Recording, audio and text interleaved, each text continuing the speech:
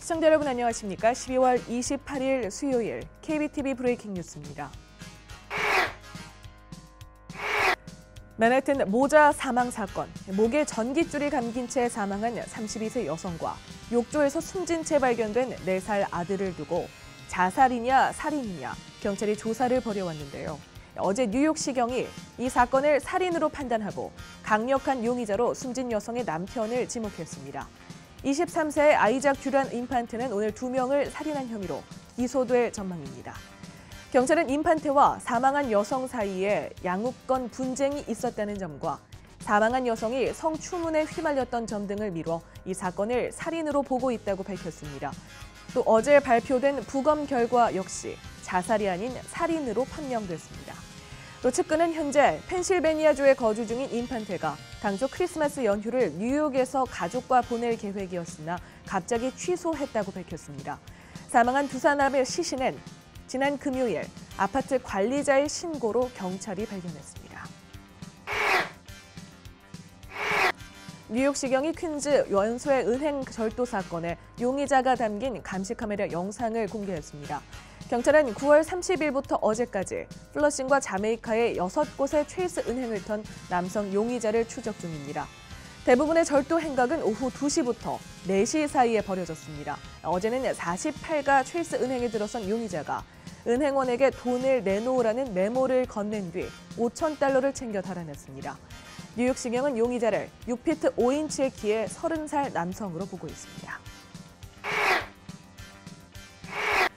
저지시티의 경찰차가 다른 차와 충돌해 2명의 경찰과 다른 차에 타 있던 탑승객 2명이 부상을 입었습니다. 오늘 새벽 1시 30분경 루트 1&9 던컨 애비뉴 인근에서 저지시티 경관이 교통신호를 위반한 차량을 세우려다 뒤따라오던 차량과 충돌했습니다. 이 사고로 2명의 경찰은 목과 등에 부상을 입어 인근 병원에서 치료를 받고 있으며 충돌한 차량의 운전자와 탑승자는 경미한 부상을 입었습니다. 어제 트럼프 타워 로비에서는 수상한 가방이 발견돼 주민들이 긴급 대피하는 소동이 벌어졌습니다.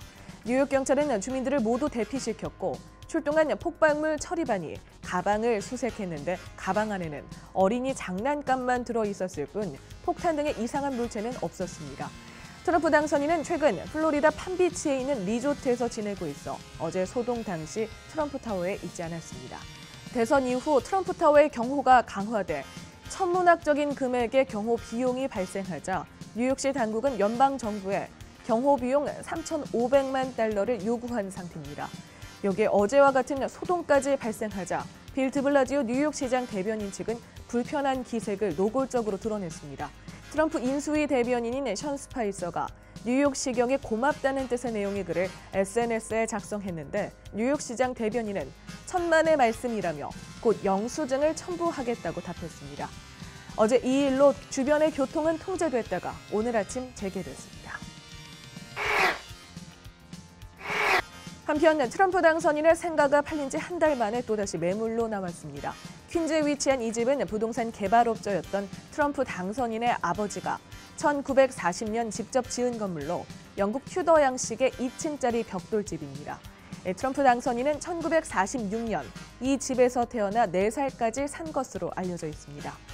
2008년 78만 2,500달러에 거래된 뒤 맨해튼에서 식당을 경영하던 주인 부부가 그동안 보유하다 이혼에 이르면서 올해 7월 매물로 나오게 됐습니다.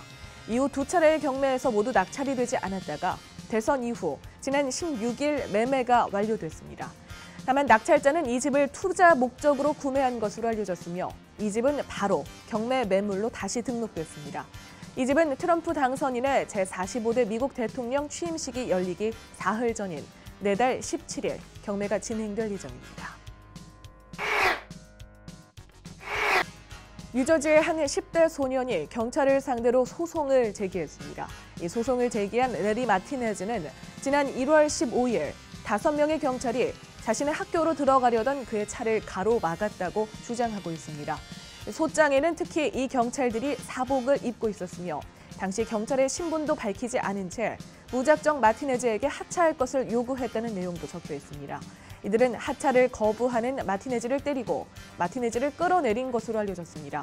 마티네즈는 경찰들이 자신의 얼굴을 때린 뒤 발로 차고 목까지 조르려 했다고 기술해 파장이 예상됩니다. 마티네즈는 사건 4개월 뒤 이에 대한 소송을 제기했고 오늘 이에 대한 소송이 접수돼 앞으로 조사가 진행될 예정입니다.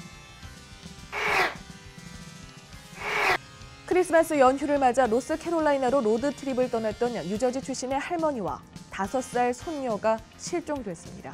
이들은 크리스마스 이브에 버지니아의 한 주유소에서 길을 물은 것을 마지막으로 행방불명돼 경찰이 수색에 나섰습니다. 가족들은 실종된 할머니가 뉴저지 트랜짓 운전수로 일하다 정년 퇴직했다며 그녀가 장거리 운전에 익숙하다고 전했습니다. 또한 지병을 앓고 있지 않고 매우 건강한 상태였다고 덧붙였습니다. 경찰은 나흘째 행방불명 상태인 할머니와 손녀 수색에 나섰습니다. 한국계 미국인 바이올리니스트 사라장 장영주 씨가 러시아 공연을 가기 위해 모스크바로 가던 도중 1만 2천 달러 상당의 귀중품을 도둑맞았습니다.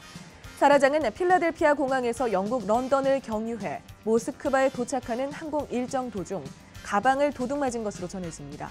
하지만 가방이 어디에서 없어졌는지는 공식 확인된 바가 없습니다. 한편 사라장은 29일 모스크바 차이콥스키 음악원 그란드홀에서 러시아 국립 필하모닉 오케스트라와 볼쇼이 극장 지휘자 알렉산더 알렉산드라 솔로비예프와 협연할 예정입니다. 새해부터 뉴욕시 최저임금이 시간당 9달러에서 11달러로 오릅니다. 뉴욕 중에 뉴욕시를 제외한 다른 지역은 최저임금이 시간당 9달러 50센트로 인상됩니다. 이번 인상안은 앤드류 코모 뉴욕 주지사가 추진 중인 시간당 15달러의 최저임금안의 일환입니다. 단 10명 미만의 소규모 사업체에서는 최저임금이 시간당 10달러 50센트가 됩니다. 뉴욕주는 2022년 말까지 뉴욕 전역에 걸쳐 최저임금을 12달러 50센트로 인상할 방침입니다. 12월 28일 수요일 KBTV 브레이킹 뉴스 마칩니다. KBTV 뉴스 9은 오늘 밤 9시에 방송됩니다. 시청해주신 여러분 고맙습니다.